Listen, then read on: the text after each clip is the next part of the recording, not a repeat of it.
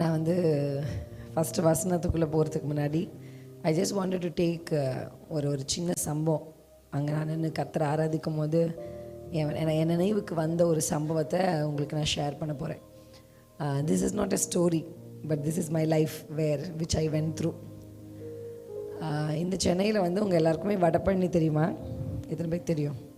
வல்சரவாக்கம் எத்தனை பேருக்கு தெரியும்? தெரியுமா? வடபழனி டு வல்சரவாக்கம் ஆட்டோவில் நான் போயிட்டுருக்கும் போது ஐ வாஸ் லிட்டரலி கிட்னாப்ட். இந்த ஊரில் தான். கொஞ்ச நேரத்துக்கு முன்னாடி தான் என் அம்மா கிட்டே ஃபோனில் பேசினேன். அவங்க தான் அந்த வழி என்னுடைய மாமா கிட்டே கொடுத்தாங்க. தே டோல் மீ த வே. இந்த வல்சரவாக்கம் வடபழனி டு வல்சரவாக்கம் ரோட்டில் இந்த பக்கம் லெஃப்ட் சைடில் ஒரு சிஎஸ்ஐ சர்ச் இருக்கும், நீங்கள் பார்த்துருப்பீங்க when you go towards that. So அங்கே தான் நான் போகணும். அதான் என்னுடைய டெஸ்டினி. என்னுடைய அண்ணனுடைய கசின் பிரதருடைய மேரேஜ்.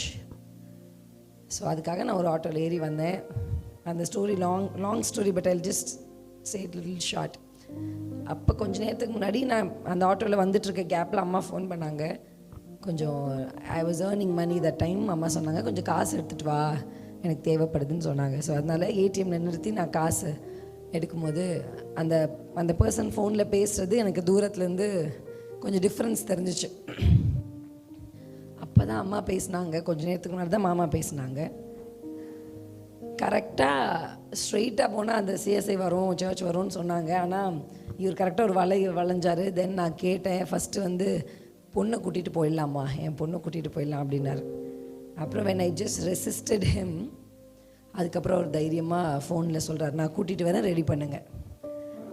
லிட்ரலி என் காதில் கேட்டுச்சு, நான் கூட்டிகிட்டு வரேன், ரெடி பண்ணுங்க. நான் எப்படி கற்றுனாலும் அவர் நிறுத்தவே இல்லை.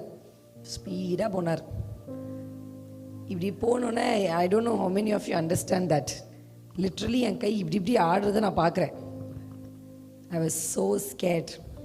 Words cannot describe the fear which I had in my heart that day. அப்போ தானே அம்மா ஃபோன் பண்ணாங்க. கால் பண்ணால் அம்மா எடுக்கலை. அப்போ தான் மாமா கிட்டே பேசினேன். ஃபோன் பண்ணால் மாமா எடுக்கலை. அந்த மொமெண்ட்டில் தான் எனக்கு புரிஞ்சிச்சு, என் லைஃப்பில் எல்லாருடைய வாழ்க்கையிலும் யாரும் உதவி செய்ய முடியாத ஒரு சுச்சுவேஷன் ஒன்று வருது. உங்களுக்கு சொல்கிறது புரியுதா? யூ இமேஜின் அந்த சுச்சுவேஷனில் money cannot help, man cannot help. நான் வந்து பிஹெச்டி படித்தேன்னா கடத்திட்டு போகிறேன் வேணா, சரிம்மா பிஹெச்டி படிச்சிருக்க விட்டுறேன்னு சொல்லுவேண்ணா. No, your wisdom cannot help. Nothing helped me. அந்த நாளில் எதுவுமே எனக்கு உதவி செய்யலை. ஆனால் அந்த மொமெண்ட்டில் நான் ஒருத்தரை கூப்பிட்டேன். என்ன சொல்லி கூப்பிட்டேன் தெரியுமா?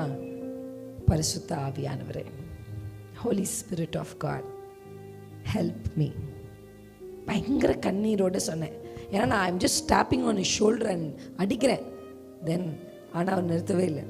திடீர்னு ஒரு ப்ராம்ப்ட் ஆவியானவர் என் உள்ளத்தில் இருந்தேன், நீ சத்தமாக நிறுத்துங்கன்னு சொல்லுன்னு. அது வரையும் நான் நிறுத்துங்கன்னு தான் சொன்னேன், வாங்க வாங்க போகலான்னு சொல்லலை. அது வரைக்கும் நிறுத்துங்கன்னு சொன்னவர் முறுக்குனார். கரெக்டாக ஒரு சின்ன சந்து இப்படி வளைய போகிறார், தெரியும்ல, இந்த பக்கம் ஒரு road, the auto is going to turn like this. அப்போ அந்த கார்னரில் ஒரு டீ ஷாப், மேபி இப்போ என்னை கொண்டு போனால் கூட I can identify that place. திடீர்னு ஆவியான உள்ளது, நிறுத்துங்கன்னு சத்தமாக சொல்லு, சத்தமாக நிறுத்துங்க அப்படின்னு கத்திட்டேன். அந்த டீ கடையில் இருக்கவங்க எல்லாரும் திரும்பி பார்த்த உடனே அந்த எப்படி நடந்துச்சுன்னே தெரில, அந்த ஆட்டோ டக்குன்னு ஒரு ஷார்ப் பிரேக். அப்படியே I jumped out of that auto, leaving all my belongings. அதுக்கப்புறம் அங்கே இருக்கிற பீப்புள் எல்லாம் என்னை ரெஸ்கியூ பண்ணி எனக்கு ஹெல்ப் பண்ணாங்க.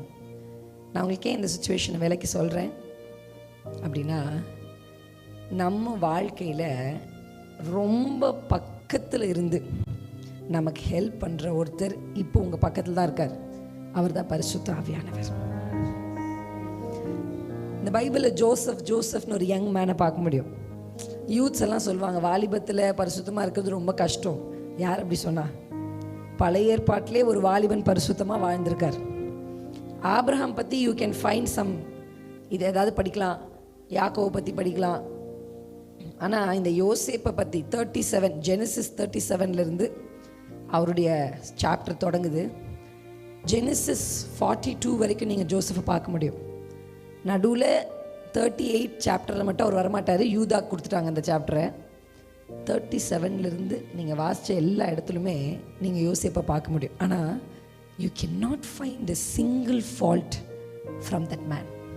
Hard to find fault from them. Esther கிட்ட ஒரு குறை கண்டுபிடிங்க, டேனியல் கிட்ட கண்டுபிடிங்க. எனக்கு ஒரு பெரிய விஷயம் என்னென்னா, யோசிச்சு பாருங்கள், ரொம்ப ஆசையாக யாக்கோபு யோசேப்பை வச்சுருந்தாலும் பைபிள் சொல்லுது அவர் தூக்கி குழியில் போடப்பட்டார், எகிப்துக்கு கொண்டு போகப்பட்டார். எல்லா எதிர்மறையாக அவருக்கு நடந்த எல்லா தீமையிலும் என் மனதை அசைத்த ஒரு வசனம் என்ன தெரியுமா? கர்த்தர் யோசேப்போட இருந்தார். அல்லேலூயா. அதாவது I'm not telling your parents or nothing in your life அப்படின்னு நான் சொல்ல மாட்டேன். ஆனால் உங்கள் பேரண்ட்ஸை விட ஒரு பெரியவர் இருக்கிறார். அல்லேலூயா. உங்கள் பேரண்ட்ஸ் பார்க்க முடியாததை பார்க்குற கண்களுடைய ஒரு தேவன் இருக்கிறார். உங்கள் பேரண்ட்ஸ் புரிஞ்சு கொள்ள முடியாததை புரிந்து கொள்ளுகிற ஒரு தெய்வம் இருக்கிறார். அல்லேலூயா. உங்கள் வாயிலிருந்து சொல் வரத்துக்கு முன்னாடியே he understands every emotion of yours.